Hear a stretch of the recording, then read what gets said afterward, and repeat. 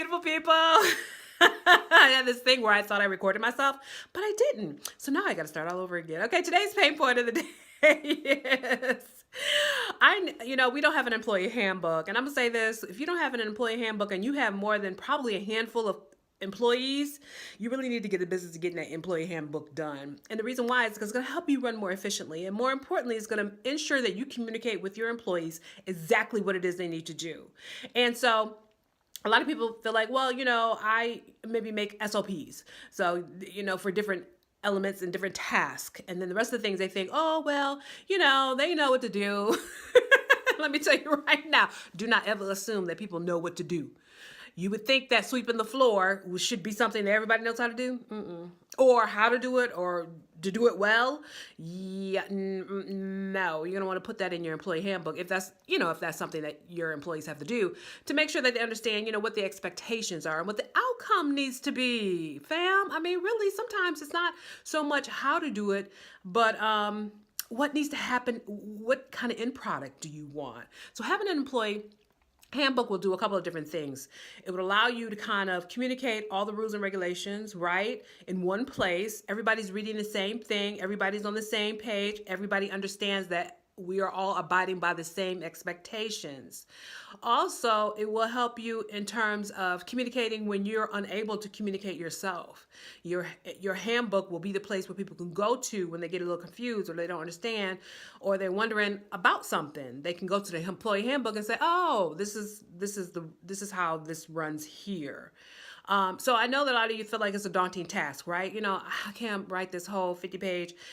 And I get it.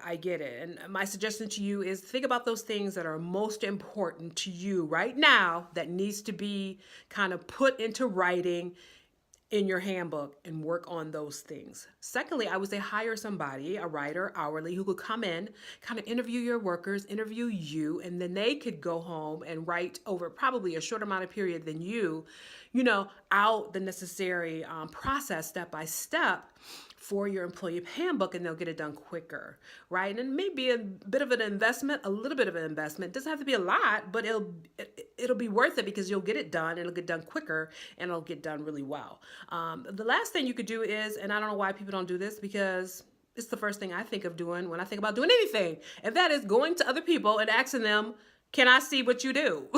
Like go to other competitors, go to other companies and say, can I see your employee handbook? Because I want to figure out, I need a model. I need to figure out how I want to lay this out, what kind of information I need to put in there. And let me say this, it's not about copying. It's really about really not having to reinvent the wheel, right? And then more importantly, look, nobody around today is the first person that created an employee handbook. So therefore, everybody's copying. So it's not an issue of copying. But more than that, you can take different elements that work or pertain to your particular business, and it'll make the task so much easier. So like if you're working on your employee handbook, like I said, prioritize those things that you want to communicate with your employees.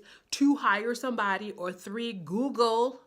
You ain't even got to go to anybody. You can Google online and look at different employee handbooks, get the models, and then figure out what works for your specific business and start getting that handbook completed. Thank you so much for tuning in.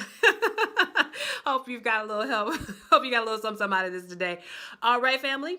I'll see you next time. Take care of yourselves, and I'm wishing you nothing but peace and lots of love. Take care now. Bye.